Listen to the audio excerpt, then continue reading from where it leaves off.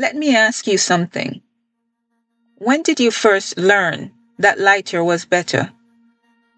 Was it a relative, a parent, a friend? Was it the media, the music?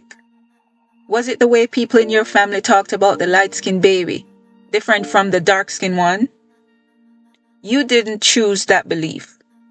Nobody sat you down and said, this is what you will now think about your own skin. It just entered you, quietly, the way poison enters water.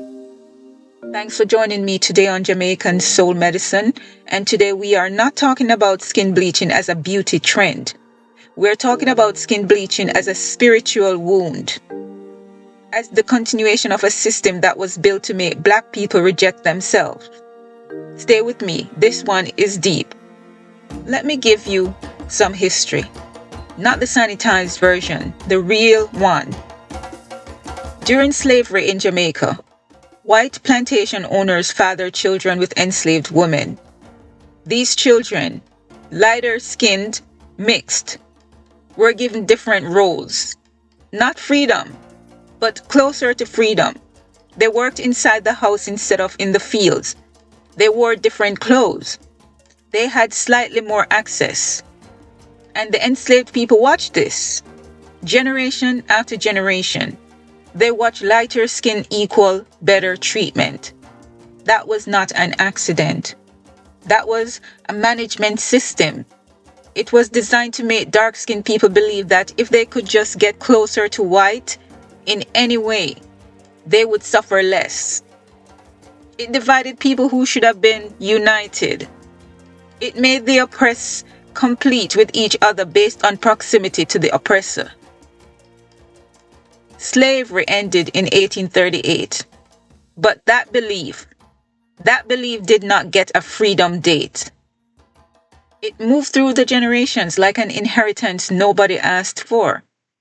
It got into our music, into our standards of beauty, into the way we raise our children, into the US $4.8 billion global skin bleaching industry that Jamaica contributes to at a rate that should disturb every single one of us. You're not bleaching your skin because you want to be white. You're bleaching your skin because 400 years of programming told you that your natural skin is not enough. That is the difference. And that difference matters. Now let me give you a number that should stop you cold.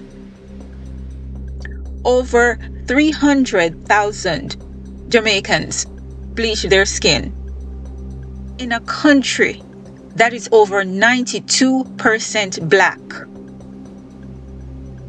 Think about that. Think about what that means. This is not a fringe thing. This is not a few people. This is a mass response to a mass wound.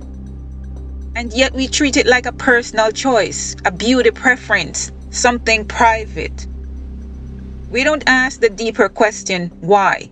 In a majority Black nation, did so many people decide that their natural skin needed to be changed? That question has an answer. And the answer is not about vanity. It's about survival programming that outlived the system that created it. This is not judgment. This is healing. Now I want to go somewhere deeper, because this is not just a social issue. This is a spiritual one. In African spiritual traditions, many of which survived in Jamaica through revival, Kumena, Nyabingi, many of these spiritual traditions considered the body as sacred. Not just the body you were born with, the skin, the melanin, the particular darkness of you.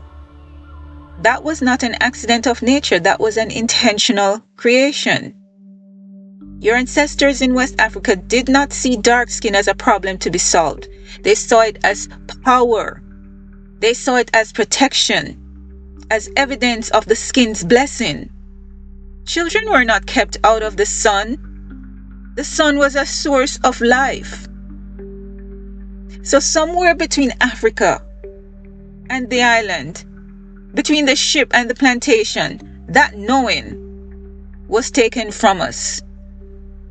And what replaced it was the oppressor's standard.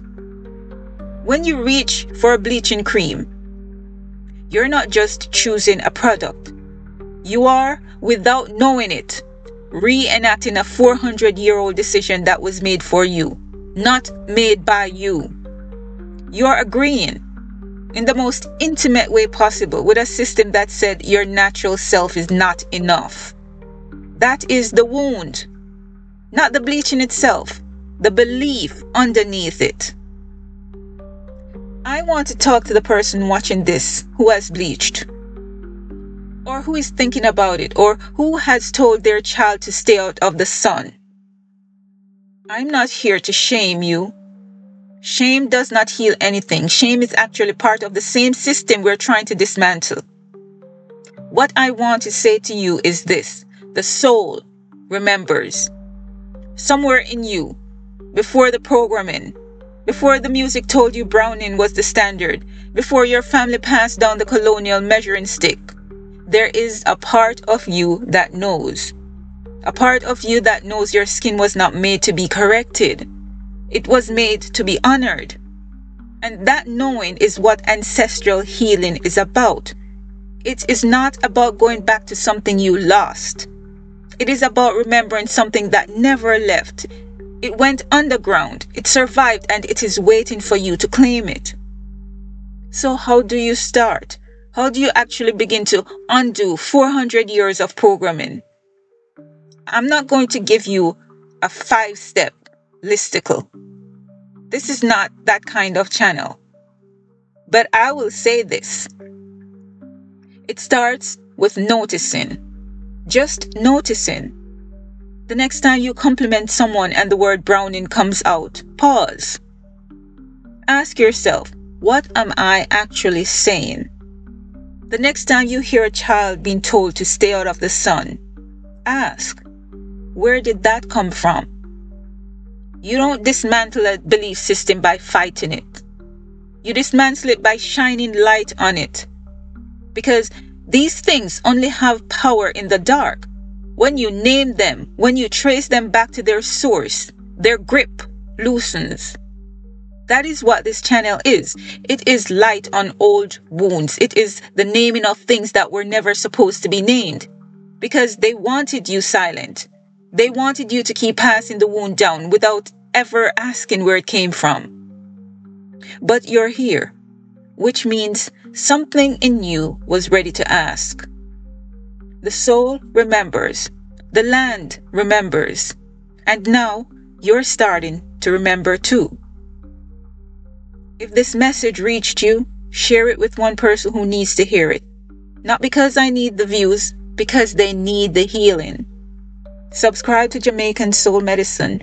This is not entertainment. This is ancestral truth, spiritual liberation, and the reprogramming needed to break free from mental slavery. The work continues. I'll see you in the next one.